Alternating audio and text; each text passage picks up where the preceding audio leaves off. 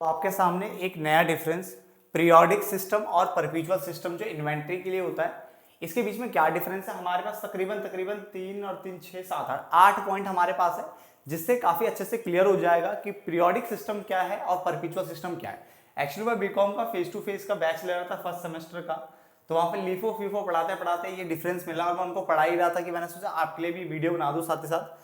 तो यहाँ पे जो पहला पॉइंट हमारा वो मीनिंग का है। मीनिंग से समझते इसमें क्या लिखा है, तो it is a method of recording, एक ऐसा तरीका है रिकॉर्डिंग इन्वेंट्री, यानी यहाँ पे आप इन्वेंट्री यानी स्टॉक की रिकॉर्डिंग करते हो, गुड्स की रिकॉर्डिंग करते हो at the end of the accounting year, यानी जब आपका अकाउंटिंग ईयर समाप्त होता है उसकी बात कर रहा है वहां पे आफ्टर मेकिंग। बट इसके लिए आपको जो मेन पॉइंट यहाँ पे है कि फिजिकल वेरिफिकेशन किया जाता है यहाँ पे किसका, of the quantity in hand. तो पहले डेफिनेशन को क्लियर करिए।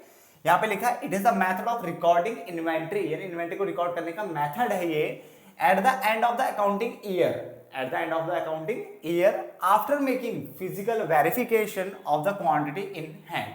जबकि परपेचुअल सिस्टम कहता है it is a method of recording inventory balances after, देखो आफ्टर लिखा है ईच रिसीप्ट्स एंड इशू, यानी हर ट्रांजेक्शन के बाद यहाँ पे इन्वेंट्री की रिकॉर्डिंग की जाएगी।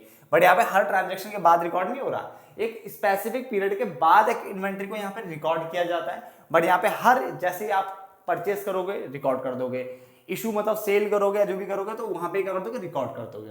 क्लियर हो गया।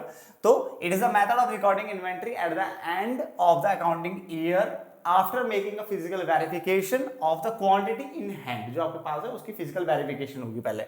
बट यहाँ पे ये कैसा मेथड है, it is a method of recording inventory balances after each receipts and issue.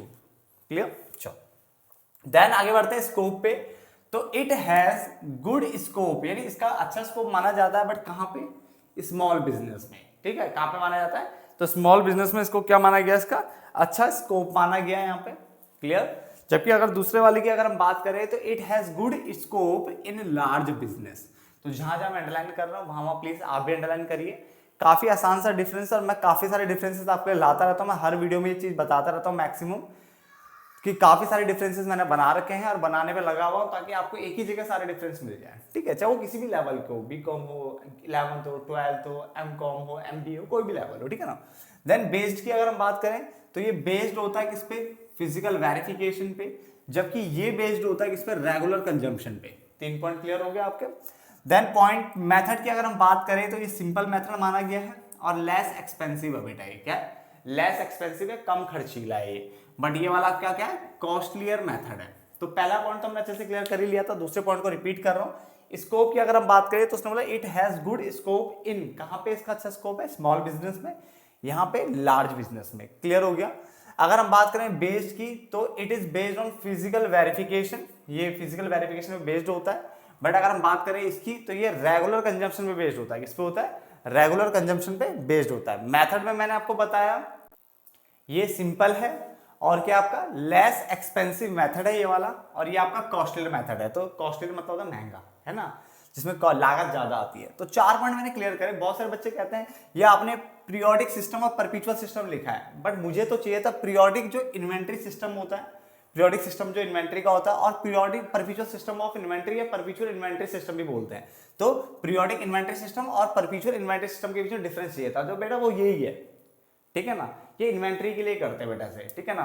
तो अगर आपको periodic inventory system, perpetual inventory system चाहिए तो यही है डिफरेंस। क्लियर हो गया ना। चलो आगे बढ़ते हैं। बैलेंसिंग फिगर की अगर बात करें तो यहाँ पे जो बैलेंसिंग फिगर आता है बच्चा, वो आपका क्या होता है, वो आपका कॉस्ट ऑफ गुड सोल्ड होता है। क्या होता है, कॉस्ट ऑफ गुड सोल्ड यहाँ पे बैलेंसिंग फिगर होता है आपका। बट यहाँ पे जो बैलेंसिंग फिगर होता है बेटा वो इन्वेंट्री होता है, यानी स्टॉक, स्टॉक आपका बैलेंसिंग फिगर होता है इस जगह पे। सीओजीएस कैसे निकलेगा, यानी कॉस्ट ऑफ गुड सोल्ड कैसे निकलेगा, ओपनिंग इन्वेंट्री आपको मिलेगी, परचेज उसमें ऐड कर देना है और माइनस करना है क्लोजिंग इन्वेंट्री। तो opening inventory plus purchase minus closing inventory से आपका सीओजीएस यहाँ पे निकलता है इस तरह से। बट यहाँ पे अगर हम यहाँ पे क्या निकलता है, क्लोजिंग इन्वेंट्री, यानी इन्वेंट्री निकालना होता है। तो कैसे निकलेगा, इसको निकालना मुझे, तो ओपनिंग इन्वेंट्री प्लस परचेज तो चाहिए, इसको इधर भेज दो और सीओजीएस को इधर भेज दो। तो क्या करा, क्लोजिंग इन्वेंट्री को इधर भेज दिया मैंने और सीओजीएस वहां से उठा के इधर ले आया। तो सीओजीएस यहाँ प्लस का था, वहां जाके माइनस का हो गया, और क्लोजिंग इन्वेंट्री माइनस की थी, यहाँ जाके क्या हो गई, प्लस की हो गई। तो ऐसे कर दिया मैंने। ठीक है, तो इस तरह से निकाला जाता है। इंफॉर्मेशन की अगर हम बात करें तो ये प्रोवाइड करता है आपको पीरियोडिक इंफॉर्मेशन। क्या देता है बेटा, आपको पीरियोडिक इंफॉर्मेशन देता है। ठीक है ना, about stock and cost of sales. तो ये आपको जो है कॉस्ट ऑफ जो सेल्स है और जो स्टॉक है उसकी पीरियोडिक इन्फॉर्मेशन देगा।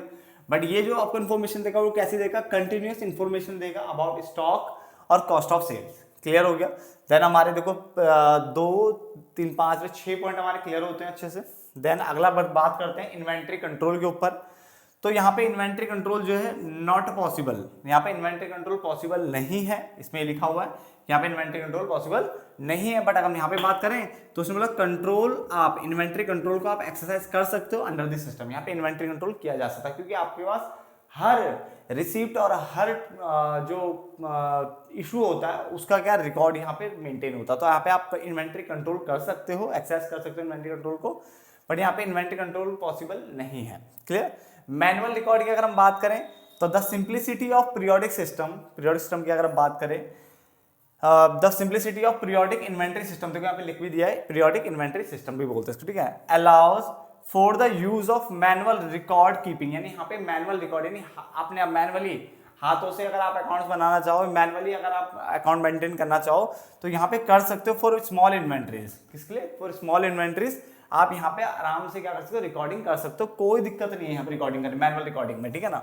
बट यहाँ पे दिक्कत क्या है, इसमें इसने बोला it is impossible to manually maintain the record for a perpetual inventory system. Perpetual inventory system के लिए मैनुअली रिकॉर्ड रखना, मेंटेन कर पाना बहुत मुश्किल होता है क्योंकि आपको पता है हर एक ट्रांजेक्शन का क्या होता है इसमें रिकॉर्ड है। आपने परचेज किया उसकी एंट्री कि इतनी क्वांटिटी इतने यूनिट के हिसाब से ये क्वांटिटी रेट अमाउंट इस तरह से आप करते चलते हो ना, इतनी क्वांटिटी इतना रेट है इतना उसका अमाउंट बनेगा, ऐसे करते हो।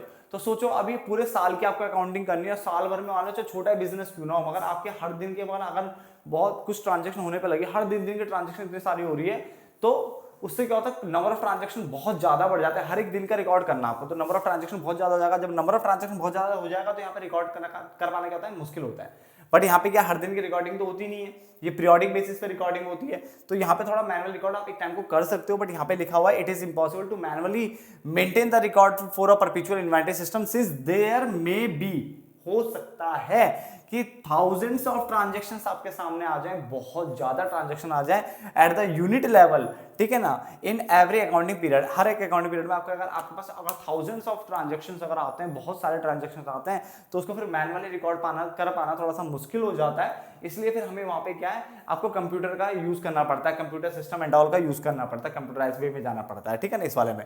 बट यहाँ पे क्या है, आप मैनुअली एक टाइम को रिकॉर्ड कर सकते हो। अब बच्चे बोलते हैं बहुत सारे कि हम हाथों से भी तो लीफो फीफो निकालते हैं, बेटा वो आपको प्रैक्टिस के लिए एक आध क्वेश्चन दिया होता है जिसमें नंबर ऑफ ट्रांजेक्शन 7 8 10 12 ऐसी कुछ होती है। क्लियर है। तो वो पर क्या एक बिजनेस में पूरे साल भर 7 8 ट्रांजेक्शन नहीं होती होगी, नहीं, बहुत ज्यादा ट्रांजेक्शन हो सकती है। इसलिए यहाँ पे मैनुअली की जगह कंप्यूटर सिस्टम का यूज किया जाएगा। एक तरह से बोलूँ मैं, यहाँ पे आपका मैनुअली एक टाइम को करना चाहो तो कर सकते हो, यहाँ पे हो जाएगा, ठीक है। तो ये 8 पॉइंट थे आपके पास पीरियोडिक इन्वेंट्री सिस्टम और परपेचुअल इन्वेंट्री सिस्टम के ऊपर जो थे मैंने बनाए थे आपके लिए, ठीक है ना। और आपको जहां तक समझ में आ भी गए होंगे। तो मिलते फिर एक नए वीडियो में, तब तक के लिए धन्यवाद दोस्तों। उतार लेना बच्चे से।